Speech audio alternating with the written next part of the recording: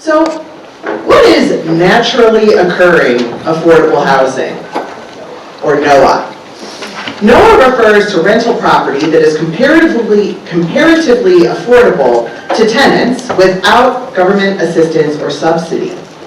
NOAH rents are comparatively affordable because the underlying property values are comparatively affordable.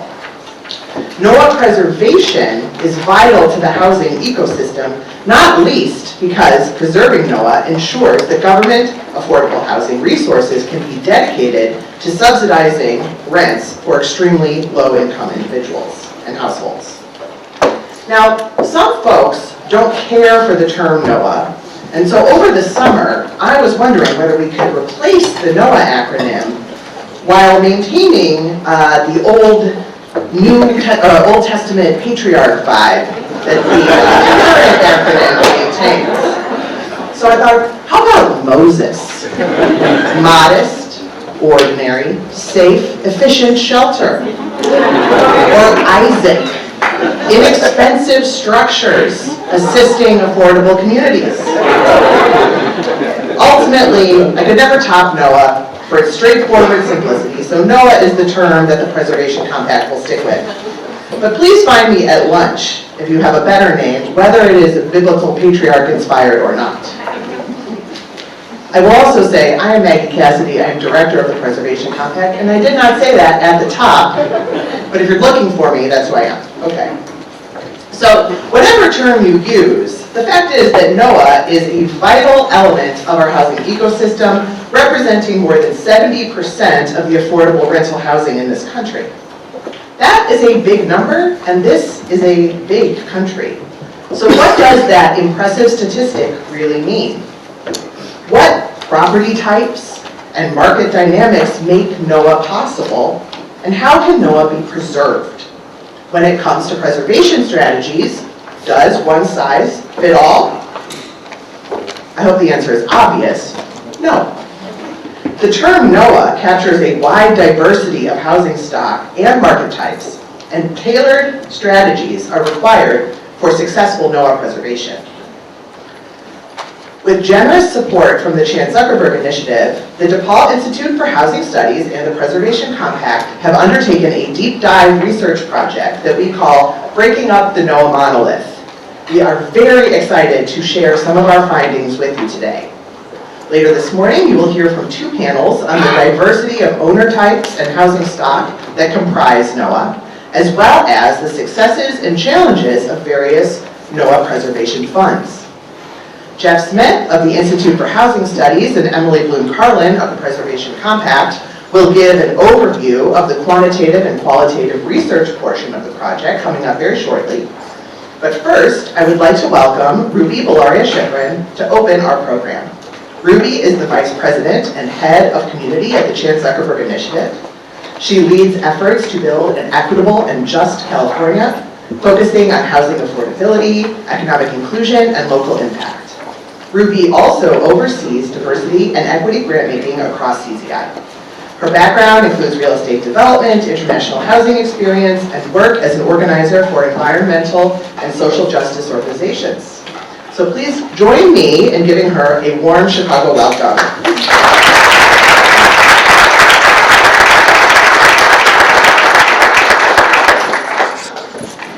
Hi folks, thank you so much for inviting me here today. It's an honor to share and learn with you all. Thank you especially to Stacy Young and the Preservation Compact. Y'all have been leaders in this space, so it's been really excited to learn and grow together. I'd like to start today off with a story that really centers the importance of preservation and how it can change lives. So let's go back to late 2020. The COVID pandemic was still raging, and we wanted to figure out how we could help it intervene in a way that met the immediate economic uncertainty and challenges of tenants and owners, and build towards long-term preservation. So we wanted to build something that could last.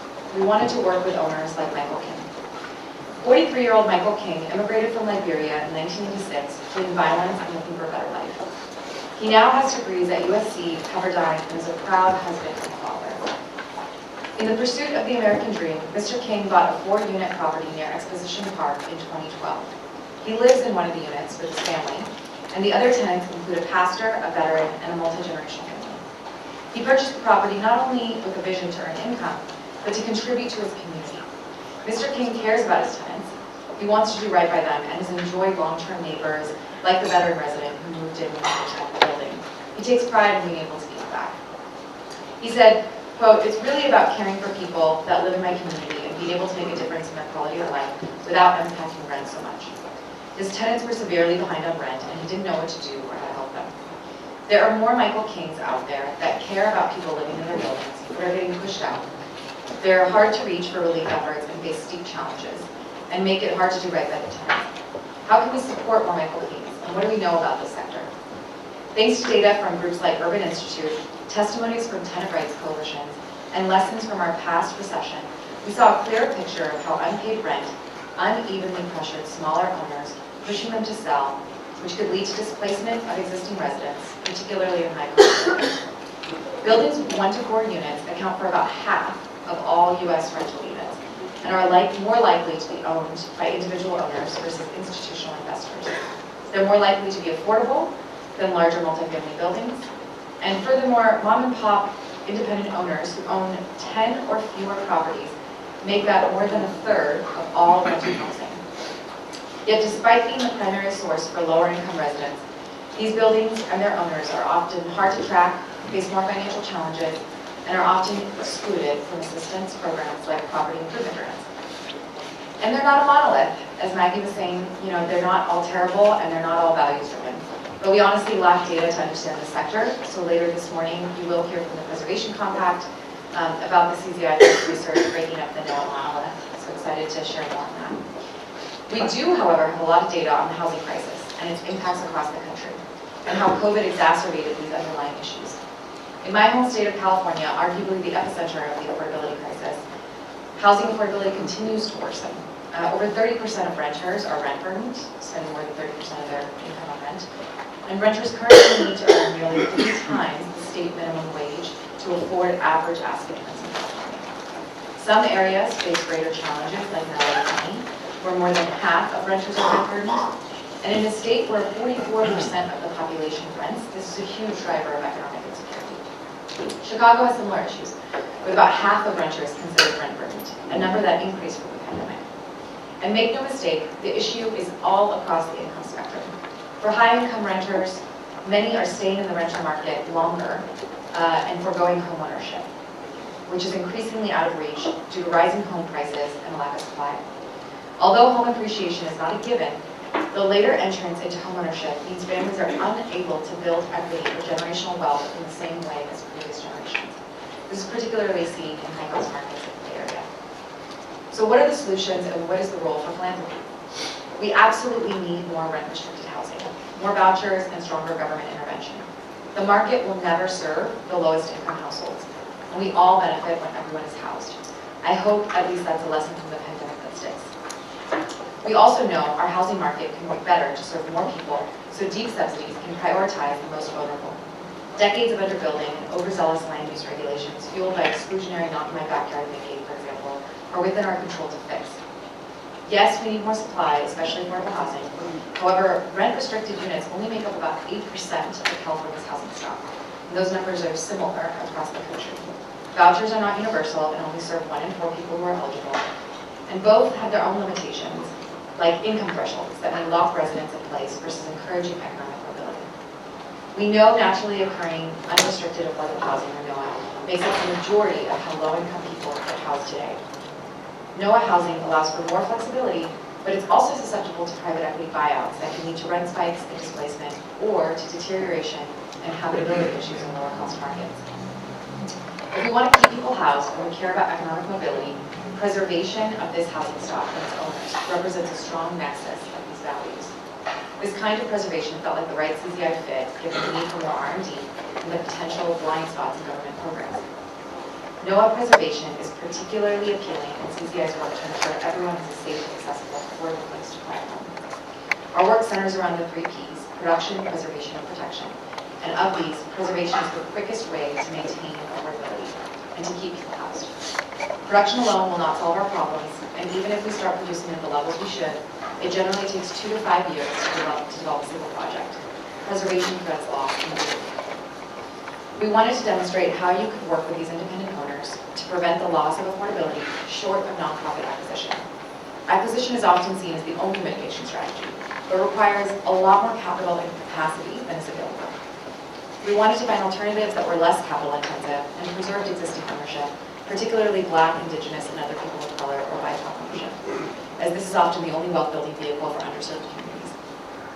With a lot of input from community groups, researchers, practitioners, and experts in the field, we launched the Local Rental Owner Collaborative, a first-of-its-kind pilot that supports local rental owners in South Los Angeles, focusing on communities that were most impacted by COVID, with the benefits such as rental relief, property management solutions, and maintenance support. Our hypothesis going into the pilot was that by creating a small property owner collaborative, the owners would be able to access economies of scale to lower their costs of management and operations, which is the top-cited reason for selling.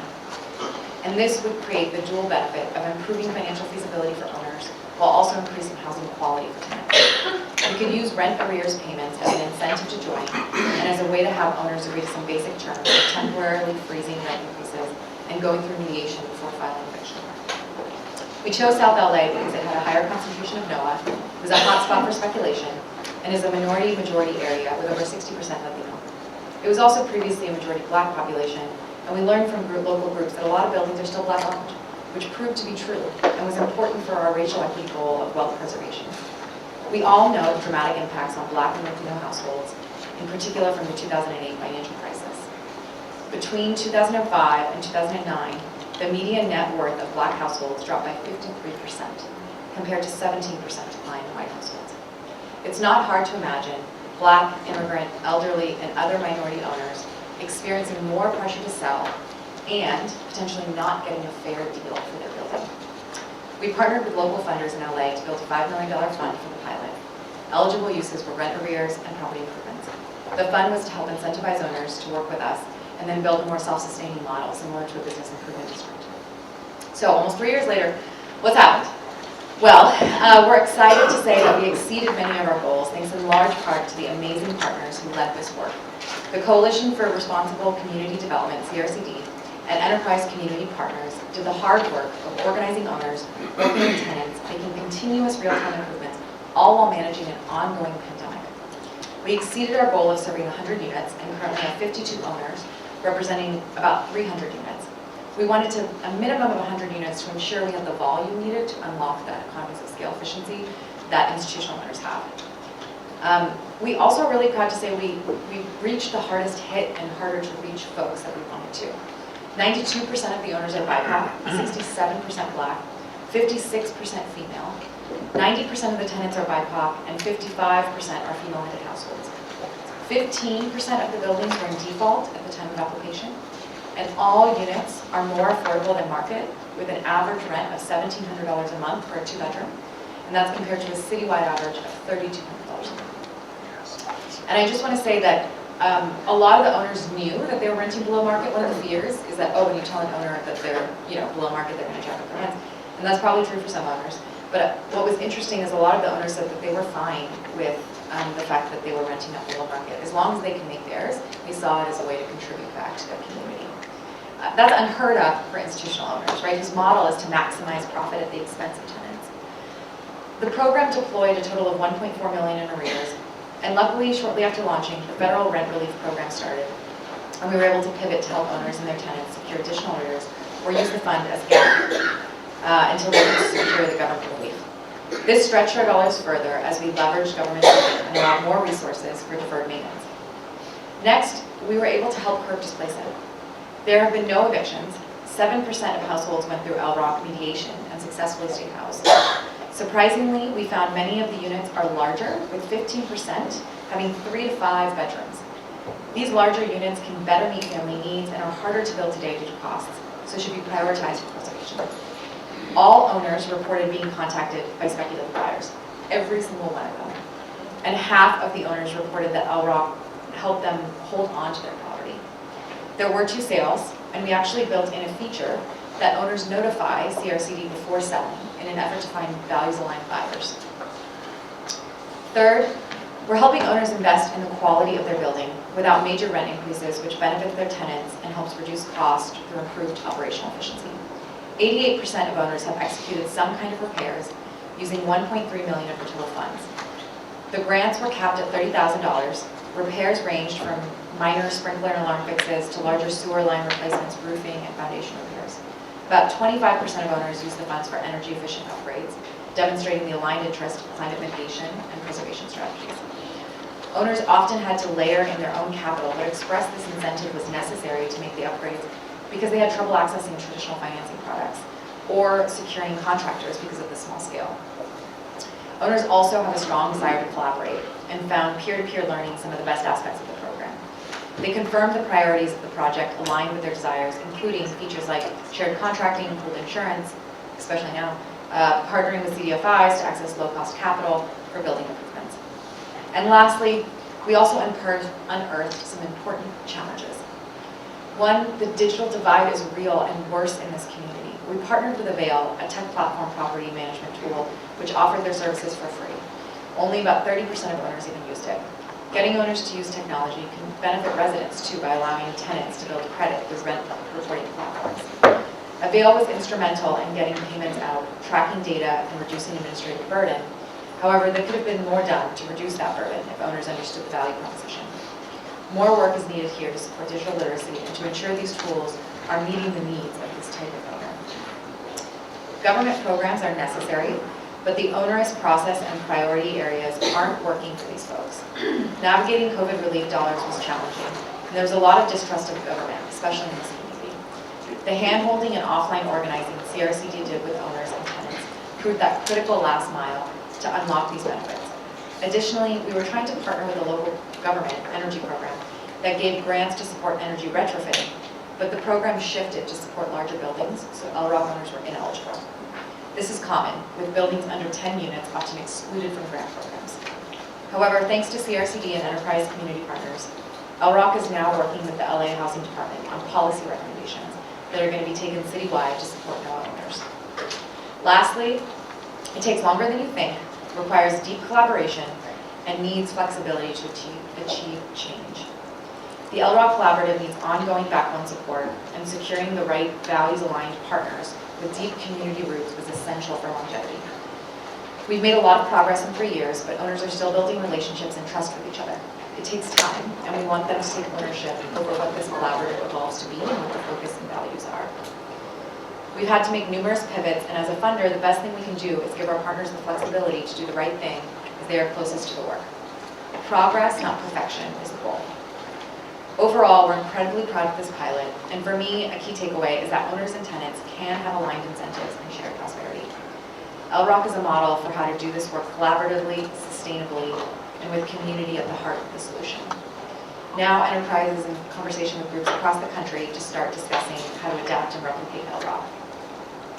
And we've done other preservation pilots around the country, including California around different market types, including Fresno, for example, which is a more rural deteriorating market.